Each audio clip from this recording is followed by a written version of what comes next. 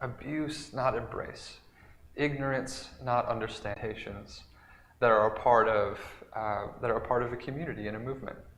So L stands for lesbian, which means a woman who's attracted to other women. G stands for gay, men attracted to other men. Or this is a somewhat recent development that gay is used also for women, just anyone attracted to the same sex, so that a lesbian woman may describe herself as gay. Meaning people who are attracted to both sexes. Transgender, people whose gender identity differs from their sex.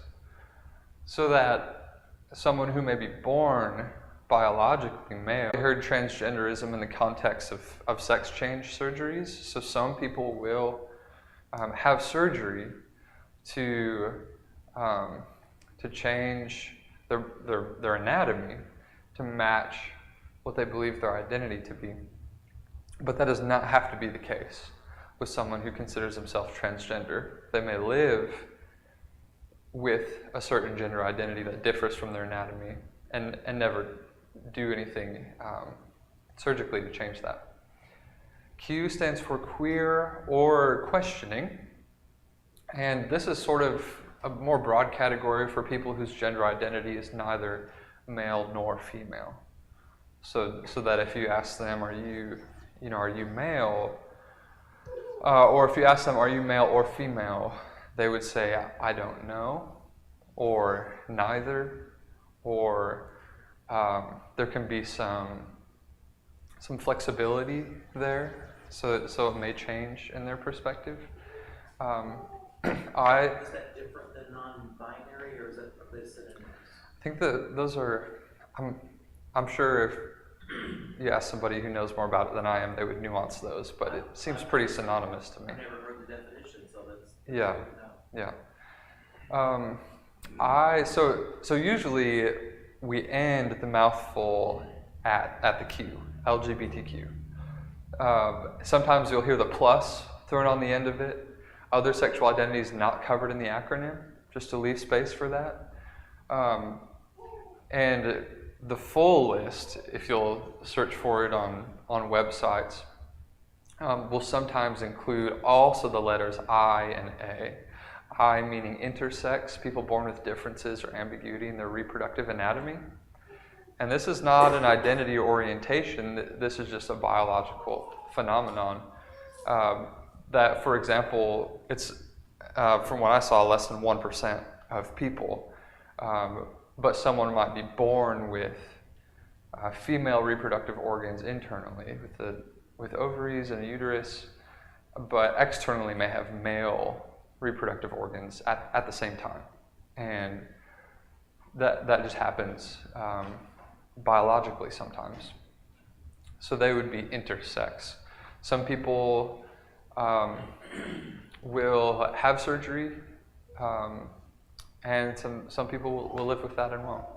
And lastly, asexual, people who lack sexual attraction to others, so that if you ask them, are you attracted to to men or to women, or they would say, like, none of the above. I'm just not a person who's sexually attracted to anyone or anything. So that's the full list. Helpful to be informed about the identities and orientations that are in our society. When we look at the Bible does not have explicit teaching about many of these. You're not going to find a verse in the Bible that says, thou shalt not be transgender, right? As far as explicit teaching of you can turn to a verse, and here it's relevant, it really just addresses same-sex behavior, which is just a few of these. Now, this doesn't mean that these identities and orientations were not a thing during the time of the Bible. You can look at literature and art from ancient societies, Egypt, India, Greece, Rome, that mention all of these sexual identities and orientations. Transgenderism has been a thing for a long time. Bisexuality, being queer and being sort of ambiguous in that. All of that stuff has been historically a part of society for basically as long as records can attest to it. So that I think the Bible has something to say about all of these because it depicts a positive definition and model of human sexuality, what it means to be male and female, in sort of secondary or roundabout ways. Does that make sense? But not explicit teaching about asexuality in the same sense that it does about homosexuality. Last thing I'll add, and then any questions you have.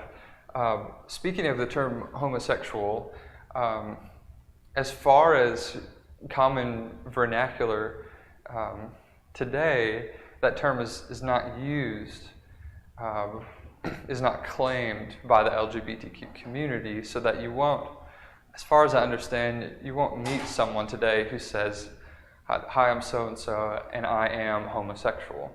They will say, "I am gay," or "I am lesbian," but the term homosexual has some baggage and connotation, so it's not really used outside of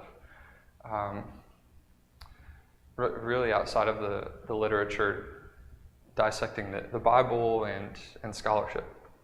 Okay, any questions or comments, or there are probably several in the room who know more about this stuff than I do. Any clarifications?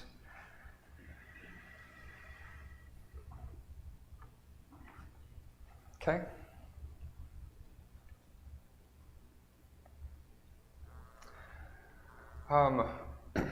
So with all of that, that's what we're presented with in our society, in our world.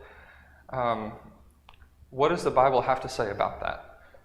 So this is just a copy-paste from a slide from, I think, last week, where we found, as we surveyed Paul's writings, that Christianity used every term at its disposal to form a rigorous sexual ethic that prohibited any sex outside of marriage. And this is because extramarital sex with someone, regardless of their status, whether they're a prostitute or a slave or whatever, it demeans the image of God within them and oneself. This is the constant message of the Christian sexual ethic. This is the implication then. Loving monogamous sex is the only context for sex that brings glory to God. The reason I say this and remind us of this is because really the central question is not, can I sleep around with people as a Christian? Whether the person who's asking that is gay or straight or whatever. It's not, can I commit adultery? Whether they're gay or straight or whatever. Really, no one who's a part of the conversation is arguing that those things are okay. It's clear the Bible does not think those things are okay. The question at hand is someone who's gay who wants to follow Jesus in the Bible. They will agree, yes, loving monogamous sex is the only context for sex that brings glory to God. And so they ask, can that apply to a gay couple who is married? And there is loving, monogamous, consensual sex happening in the context of marriage between a gay couple who is dated and been engaged and gotten married and they're faithful to one another. That's really the central question. So that when we look at these texts, these 6 passages, this is really the main question we're going to focus on tonight.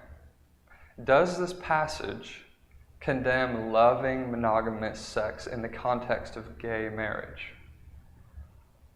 And these passages may condemn rape or adultery or extramarital sex, and a gay Christian would say, yeah, I agree. I'm not doing that stuff. Well, I'm honestly trying to follow God, And I'm talking about sex in the context of being lovingly, faithfully married to my husband. So whether you agree that's even a proper question or not to ask, like I think that is the question being asked.